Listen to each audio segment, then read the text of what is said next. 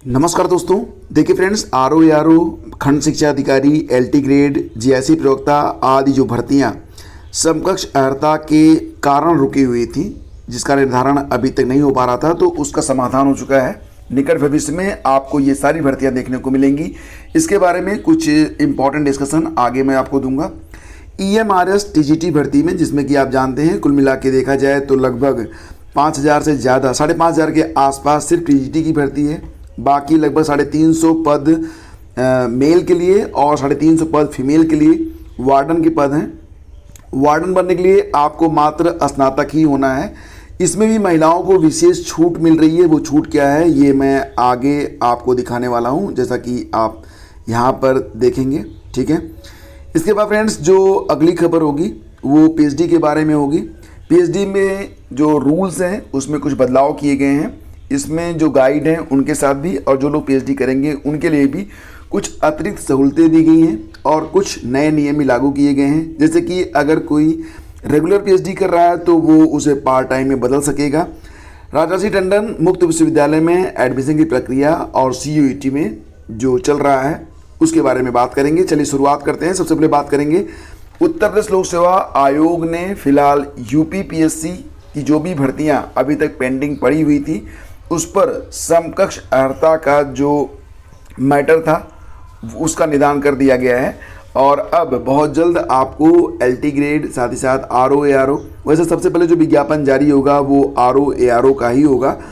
और साथ ही साथ आपको ये भी पता है कि अभी बहुत सारी वैकेंसीज हैं जिनके बारे में टाइम टेबल में जगह तो बनाई गई थी, लेकिन उसमें कुछ उल्लेख नहीं किया गया था, क्योंकि ये पता नहीं था कि समकक्षता का निर्धारण हो पाएगा या नहीं हो पाएगा। फिलहाल जो खबर है वो ये है कि उत्तर प्रदेश लोक सेवा आयोग की भर्तियों में स्नातक की समकक्ष अर्हता का विवाद दूर हो गया है और इसे लेकर शासन ने स्थिति स्पष्ट कर दी है। ऐसे में आरओ एआरओ सहित कई भर्तियां शुरू करने का जो रास्ता है वो साफ हो गया है। 2 दिन पहले मैंने आपको एक वीडियो के माध्यम से बताया था कि आरओ एआरओ में कुल मिला के लगभग 350 से ज़्यादा पद हैं इस बार, और आरओ के पद ज़्यादा हैं। आरओ में अप्लाई करने के लिए आपको सिर्फ स्नातक चाहिए होता है, एआरओ के लिए ओ लेवल ही होता है। तो फिलहाल फ्रेंड्स, यहाँ पर जो मैटर था समकक्ष अर्हता का, तो वो डिसाइड कर दिया गया है। और फिलहाल यहाँ पर न्यूज जो है वो आप जरूर देखिएगा। अपर मुख्य सचिव ने अपने पत्र में स्पष्ट किया है कि केंद्र अथवा किसी राज्य सरकार की ओर से विधि द्वारा स्थापित, ध्यान से देखिएगा, समकक्षता का जो निर्धारण हुआ है वो किस आधार पर हुआ है कि मतलब केंद्र से या फिर स्टेट के द्वारा, राज्य सरकार के द्वारा विधि द्वारा स्थापित किसी विश्वविद्यालय, डीम्ड विश्वविद्यालय अथवा संस्थान अध्ययन की किसी भी शाखा में, ठीक है, मतलब विश्वविद्यालय हो, डीम्ड विश्वविद्यालय हो या कोई संस्थान हो, जो किसी भी शाखा में यदि स्नातक, यहाँ पर लिखा गया स्नातक की उपाधि प्रदान करता है तो वो समस्त उपाधियाँ स्नातक के रूप में मान्य होंगी। ठीक है।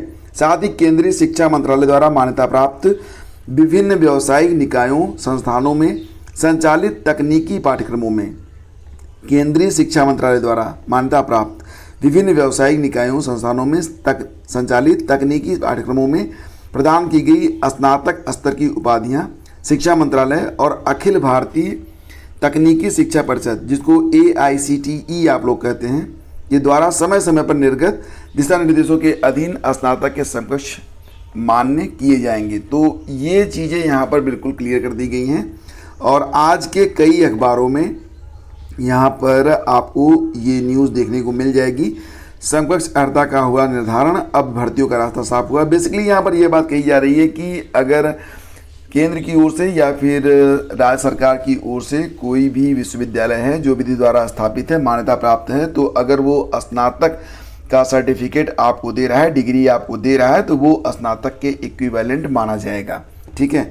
और बस यही वो चीज़ थी जिसकी वजह से बहुत सारी भर्तियां रुकी हुई थी, लेकिन अब इन भर्तियों के लिए जो रास्ता है वो खुल चुका है, बाधाएं दूर हो चुकी है। सबसे पहले आपको आरओ एआरओ का विज्ञापन, देन आफ्टर खंड शिक्षा अधिकारी और जीआईसी प्रवक्ता, एलटी ग्रेड और भी तमाम भर्तियां हैं जो कि अब आपको देखने को मिलेंगी। इतना तय मान के चलिए कि 2023 में ही आपको आरओ एआरओ और बीईओ की प्रारंभिक परीक्षा देने का अवसर मिलेगा। तो आपके पास समय बहुत कम बचा हुआ है। नोटिफिकेशन अगस्त में आने की उम्मीद है आरओ एआरओ की। उसके पहले तो बहुत कम उम्मीद बन रही है।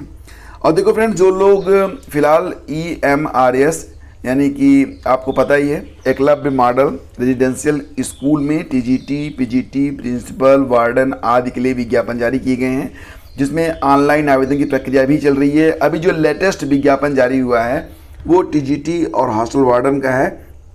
TGT में कुल मिला के 5,660 पद हैं। हॉस्टल वार्डन मेल के 335 और हॉस्टल वार्डन फीमेल के कुल 334 पद हैं। कुल पदों की संख्या जोड़कर देखी जाए तो 6,329 पद टोटल हैं। इसमें जो मुख्य विषय हैं उसमें पदों की संख्या आप देख सकते हैं, Hindi, English, math, social studies और सोशल साइंस। सोशल स्टडीज वही होता है सोशल साइंस। साथ ही साथ साइंस में कुल मिला के देखा जाए तो 3,311 पद हैं और सभी स्टेट के जो अभ्यर्थी हैं वो इसमें आवेदन कर सकते हैं। इसमें अगर आपको रिजर्वेशन का लाभ लेना है तो जो गवर्नमेंट ऑफ इंडिया के द्वारा category certificate OBC SC ST वगैरह जारी किया जाता है वही इसमें लगेगा, क्योंकि ये जो भर्ती है ये केंद्रीय स्तर की भर्ती है। और देखो फ्रेंड्स, इसमें महिलाओं को विशेष लाभ दिए गए हैं। सबसे बड़ा लाभ तो ये है कि जैसा कि आप जानते हैं कि TGT में आवेदन करने के लिए जो लास्ट डेट है, यानी कि लास्ट डेट 18 अगस्त तक जो मेल अभ्यर्थी हैं, जो पुरुष अभ्यर्थी हैं, उनकी उम्र 35 साल से ज़्यादा नहीं होनी चाहिए। लेकिन SC ST और OBC को उम्र सीमा में छूट है। साथ ही साथ महिलाओं को भी उम्र सीमा में छूट है। तो यहाँ पर महिलाओं को तो सबसे ज़्यादा छूट दी गई है, जैसा कि आप यहाँ पर देख सकते हैं कि SC ST को जो छूट मिल रही है वो 5 साल की मिल रही है, मतलब वो 40 साल की उम्र तक आवेदन कर सकते हैं। OBC को ये छूट 3 साल तक के लिए मिल रही है, मतलब वो 38 साल तक आवेदन कर सकते हैं। इसके अलावा जो फीमेल कैंडिडेट हैं, अगर वो TGT में आवेदन करती हैं तो उनको 10 साल की छूट मिल रही है। सबसे ज़्यादा छूट उनको मिल रही है, वो 45 साल की उम्र तक आवेदन कर सकती हैं। आपको बता दें कि TGT में अगर आप अप्लाई करना चाहते हैं तो इसके लिए जो एलिजिबिलिटी है वो ये है कि आपका जो सब्जेक्ट कॉम्बिनेशन है वो तो मस्ट है ही है। इसके बारे में एक वीडियो मैंने बना के कल ही अपलोड कर दिया था। प्लस इसके साथ आपको BEd चाहिए, BEd फाइनल अपीयरिंग नहीं चलेगा, और CTET का सेकेंड पेपर भी आपको क्वालिफाइड होना चाहिए, तभी आप TGT में अप्लाई कर सकते हैं। लेकिन अगर हॉस्टल वार्डन के बारे में बात करें तो हॉस्टल वार्डन की जो विशेष अर्हता है वो सिर्फ ये है कि अगर आप ग्रेजुएट हैं तो आप हॉस्टल वार्डन के लिए अप्लाई कर सकते हैं, कर सकती हैं। तो ये बात आप लोग ध्यान दीजिएगा। लेकिन हॉस्टल वार्डन में महिलाओं को उम्र सीमा में ये छूट नहीं मिल रही है, सिर्फ TGT में ही ये छूट उनको दी जा रही है। और फ्रेंड्स, यहाँ पर देखें तो लखनऊ विश्वविद्यालय के शिक्षक अब रिटायरमेंट में 3 वर्ष से कम समय बचने पर PhD गाइड नहीं बन सकेंगे। जैसा कि आप लोग जानते हैं कि विश्वविद्यालयों में जो टीचर होते हैं, जो प्रोफेसर होते हैं, असिस्टेंट प्रोफेसर होते हैं, उनको 62 साल की उम्र में रिटायर कर दिया जाता है। इसका मतलब ये हुआ कि अगर कोई शिक्षक 59 साल की उम्र जो है उसको पूरी कर चुका है तो वो अब PhD में गाइड नहीं बनेगा।